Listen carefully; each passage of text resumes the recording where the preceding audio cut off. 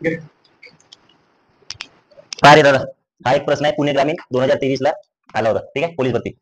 5 वर्षापूर्वी योगेश आणि आनंद यांच्या वयाचे गुणोत्तर 4:5 होते. आज योगेशचे वय 21 वर्ष असल्यास 3 वर्षानंतर आनंदचे वय किती? हा प्रश्न आहे. हा प्रश्न कोणत्या चॅप्टरवरचा आहे? वय वारीवरील हा प्रश्न आहे. एक प्रश्न एका मात्रेला आला असतो. आता हा प्रश्न सोडवायचा कसा, पहिले एक लक्षात घ्या, त्यात दिला काय गुणोत्तर 5 वर्षापूर्वीच्या गुणोत्तर. पहिले दिलेली माहिती आपण पद्धतशीर लिहून घेऊ. दोन व्यक्ती आहेत, योगेश आणि आनंद. हे दोन व्यक्ती दिले आहेत, योगेश, ठीक आहे, आणि काय आनंद.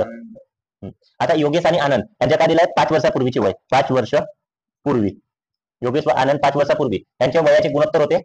काय होता? योगेशचा गुणोत्तर होता 4 आणि आनंदचा गुणोत्तर होता 5. आता समोर होता आज योगेशचे वय. आजचे वय दिले, आजचे वय योगेशचे दिले, आनंदचे नाही.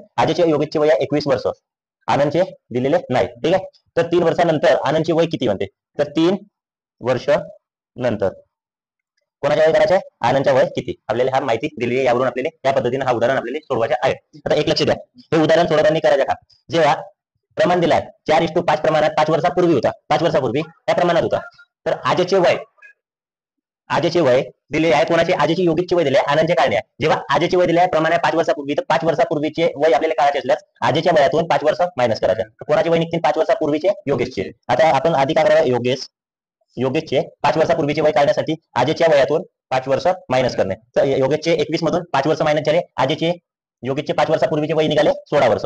योगेश 5 वर्षापूर्वी किती वर्षाचा होता? 16 वर्षाचा. ठीक आहे, तर हा प्रमाणातला 5 वर्षाचा होता पूर्वीच्या. प्रमाण आणि वय हे योग्य प्रमाणात उतरले. आता योगेश 5 वर्षापूर्वी 16 वर्षाचा होता. योगेशचा प्रमाण किती आहे? 4. योगेशच्या प्रमाण आहे 4. तर आनंदच्या वय किती? तर आता जे वय निघणार आहे 5 वर्षापूर्वीची, कोणाची? आनंदची. ठीक आहे, आनंदची. आता बघा, 16 गुणिले 5, याचा काय होईल? तिरपा गुणाकार. 16 गुणिले 5 भागीला 4 इक्वल टू एक्स. एक्स काय सांगा ना? एक्स आहे 5 वर्षापूर्वी आनंदच्या वय. ठीक आहे, तर आता 16 पंचे 80 बाय 4, म्हणजे तुमच्या 5 वर्षापूर्वी आनंद किती वर्षाचा होता?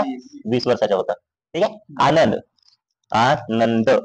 5 वर्ष पूर्वी किती वर्षाचा होता? 20 वर्षाचा. आता 5 वर्षापूर्वी 20 वर्षाचा होता, आता किती वर्षाचा असेल तो? 25 वर्षाचा. 20 प्लस 5 किती? आजचे वय आनंदचे किती मिळाले? 25 वर्ष. हे इथं 25 वर्ष लिहिले.